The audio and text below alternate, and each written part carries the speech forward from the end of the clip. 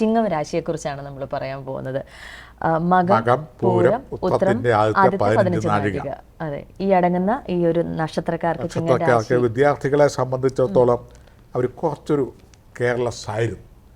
അതല്ല, ആക്റ്റീവ് ആയിരുന്നെങ്കിൽ തന്നെ അവർക്ക് പ്രയത്നം അനുസരിച്ചുള്ള മാർക്ക് കിട്ടാതെ ഇരിക്കുകയായിരുന്നു.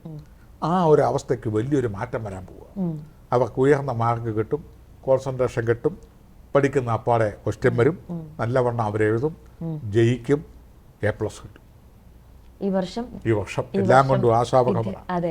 ഉപരിപഠനത്തിന് ആഗ്രഹിക്കുന്നവർക്കും വിദേശത്ത് പഠനത്തിന് ആഗ്രഹിക്കുന്നവർക്കും ഉന്നത പഠനം ആഗ്രഹിക്കുന്നവർക്കും രക്ഷാ കേന്ദ്രം തുറക്കപ്പെടും. ഉദ്യോഗസ്ഥർക്ക് എങ്ങനെയാണ് ഈ വർഷം? ഉദ്യോഗാർത്ഥികൾക്ക് പഠിത്തമൊക്കെ കഴിഞ്ഞ് നിൽക്കുന്നവർക്ക് ഉറപ്പായിട്ടും അവരുടെ പഠിത്തം അനുസരിച്ചുള്ള ജോലി സാധ്യത കിട്ടും. ചിലപ്പോൾ അപ്രന്റീസ് ആയിട്ടായിരിക്കും, പ്രൊഫഷണൽ പീരീഡ് ആയിരിക്കും, പക്ഷെ എന്നിരുന്നാലും ജോലി കിട്ടും. ഉദ്യോഗത്തിൽ നിൽക്കുന്നവർക്കാണെങ്കിൽ അവർക്ക് ശമ്പള വർധനവും ഗ്രേഡ് വർധനവും ടെസ്റ്റ് എഴുതാനുള്ള അനുഗ്രഹവും അധികാരികളുടെ അനുമോദനവും, ഗവൺമെന്റ് ജോലിക്കാരാണെങ്കിൽ സർക്കാരിന്റെ അനുമോദനവും അവാർഡും.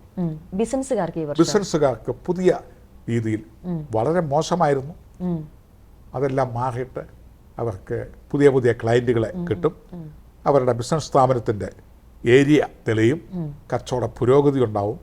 ചിലപ്പോൾ ഒരു പുതിയ ബ്രാഞ്ച് ഇടാനും അതിനു വേണ്ട എല്ലാവിധ സന്നാഹങ്ങളും പുതിയ ഐറ്റംസ് ബിസിനസ്സിൽ ഉൾപ്പെടുത്താനും സാധിക്കും. ഈ വർഷം അവർക്ക് നല്ല ഗുണകരമായിരിക്കും. ഈ രോഗാവസ്ഥയിലുള്ള ആളുകൾക്ക് ഈ വർഷം രോഗാവസ്ഥയിലുള്ളവർക്ക് പുതിയ ട്രീറ്റ്മെന്റ്, പുതിയ ഡോക്ടർ, പുതിയ ആശുപത്രി, പുതിയ നയം, ഇതുകൊണ്ട് രോഗാവസ്ഥകൾക്ക് ഗണ്യമായൊരു മാറ്റം ഉണ്ടാവും. വലിയ മേജർ സർജറിയൊക്കെ ഒഴിവാക്കേണ്ടി വരും. പിന്നെ അല്പം കൂടെയൊക്കെ ശ്രദ്ധിച്ച് കഴിഞ്ഞാൽ പരിപൂർണമായിട്ട് ഇപ്പോഴത്തെ രോഗാവസ്ഥകളിൽ നിന്ന് മോചനം കിട്ടാനും ഇടയാവും. കുടുംബത്തിൽ ഒരാൾക്ക് അപ്രതീക്ഷിത ധനയോഗമോ അല്ലെങ്കിൽ വീട് പണിയാനോ, 2ാം നില പണിയാനോ, അല്ലെ ഒരു 10 സെന്റ് ഒരു കെട്ടിടം കൂടെ വിലയ്ക്ക് വാങ്ങാനോ, അതല്ലെങ്കിൽ മോടി പിടിപ്പിക്കാനോ, വണ്ടി വാങ്ങാനോ, വസ്തു, ഗ്രഹം, വാഹനം, വേഷഭൂഷണാദികൾ, സ്വർണത്തിനൊക്കെ നല്ല വിലയാണെങ്കിലും ആഭരണമൊക്കെ വാങ്ങാനും ഒക്കെ ഉള്ള യോഗങ്ങൾ, കസ്റ്റഡി വരാനുള്ള യോഗമുണ്ട്, സ്വത്തുക്കൾ കസ്റ്റഡി വരാനുള്ള യോഗമുണ്ട്, പുതിയ ലോൺ പാസ്സാവാനുള്ള യോഗമുണ്ട്. വലിയ ലോട്ടറിയൊക്കെ എടുക്കുകയാണെങ്കിൽ അതൊക്കെ കിട്ടും. എന്തായിരുന്നാലും വലിയ തുക ആയില്ലെങ്കിലും അവനവൻ്റെ ഈ രാശിപ്പെട്ടവർക്ക് ശശമഹായോഗം, അതുപോലെ തന്നെ ഭദ്രായോഗം ഒക്കെ ഉള്ളവർ ഉറപ്പായിട്ടും അവർ ഏറ്റവും കൂടുതൽ ശോഭിക്കുന്നത് ഈ മകം, പൂര, ഉത്ര നക്ഷത്രക്കാരാണ്. അവരെ കലാരാഷ്ട്രീയ രംഗത്ത് കത്തി നിൽക്കും. അതുപോലെ ബിസിനസ്സുകാർ ഒന്നുകൂടെ ഉയർന്ന നിലയിലേക്ക് വരും. സാധാരണ ജോലിക്കാർ സന്തുഷ്ടരാവും. കമിതാക്കൾ വിവാഹത്തിലേക്കെത്തും. ദാമ്പത്യത്തിലിരിക്കുന്നവർക്ക് ഉല്ലാസ ദാമ്പത്യമുണ്ടാവും. പൊതുവെ വീടില്ലാത്തവർക്ക് വീട്, ഇത് വലിപ്പച്ചെറുപ്പം 10,000 സ്ക്വയർ ഫീറ്റ് ഉണ്ടോ, 8,000 സ്ക്വയർ ഫീറ്റ് ഉണ്ടോ, മിനിമം 1,500 സ്ക്വയർ ഫീറ്റെങ്കിലും ഉള്ളൊരു കൊച്ചു വീട് എങ്കിലും ഉണ്ടാവും.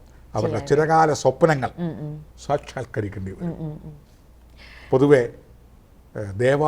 ഉന്നത ദേവാലയ ദർശനയോ, ജനസാന്ദ്രമായ ദേവാലയങ്ങൾ സന്ദർശിക്കാനും അനുഗ്രഹാശസ്സുകൾ, ഗുരുകാരണവന്മാരുടെ അനുഗ്രഹാശസ്സുകളും, കല്യാണം നടക്കാത്തവർക്ക് കല്യാണത്തിനുള്ള യോഗങ്ങളും ഒക്കെ ഈ രാശിപ്പെട്ടവർക്കുണ്ട്. ഇല്ലെങ്കിൽ ടുഗദർ ലീവിങ്, അല്ലെങ്കിൽ ഗാന്ധർവം, സ്വയംവരം, ഇങ്ങനെയുള്ള ഇണ വന്നു ചേരാനും മനസ്സിനിണങ്ങിയ ഒരു ജീവിതത്തിനും പൊതുവെ എല്ലായിടത്തും ഒരു അംഗീകാരവും തലക്കനവും ഉണ്ടാവേണ്ട ഒരു കാലയളവാണിത്. പൊതുവെ ഒന്നും കൂടെയൊക്കെ അധികംബരം കിട്ടുന്നതിന് വേണ്ടി നവഗ്രഹ ഹോമമോ, നവഗ്രഹ പൂജയോ, നവഗ്രഹ പ്രാർത്ഥനകളോ, ദാനധർമ്മങ്ങൾ ഞായറാഴ്ച ദിവസങ്ങളിൽ ഒക്കെ ചെയ്യുന്നത് നന്നായിരിക്കും. ഈ ഒരു കാലയളവിൽ ഈ ഒരു പ്രതിവിധികളെല്ലാം ചെയ്തു കഴിഞ്ഞിട്ടുണ്ടെങ്കിൽ ഒരുപാട് ഗുണഫലങ്ങൾ ഉണ്ടാവും. അവർക്ക് വേണ്ട സുപ്രഭാതമാണ് മകം, പൂരം, ഉത്രത്തിൻ്റെ ആദ്യത്തെ 15 നാഴികക്കാർക്ക് മെയ് മാസം മുതൽ അവർക്ക് വേണ്ട ഒരു സുപ്രഭാതങ്ങൾ വരികയാണ്. വിവിധ മേഖലകളിൽ പ്രാഗൽഭ്യം തെളിയിക്കാൻ സാധിക്കും. സ്ത്രീ, പുരുഷ, പണ്ഡിത, പാമര, കുബേര, കുചേര വ്യത്യാസമന്യേ, രാജ്യാന്തര വ്യത്യാസമന്യേ ഈ നക്ഷത്രത്തിൽപ്പെട്ട എല്ലാവർക്കും ഗുണഫലങ്ങളാണ്.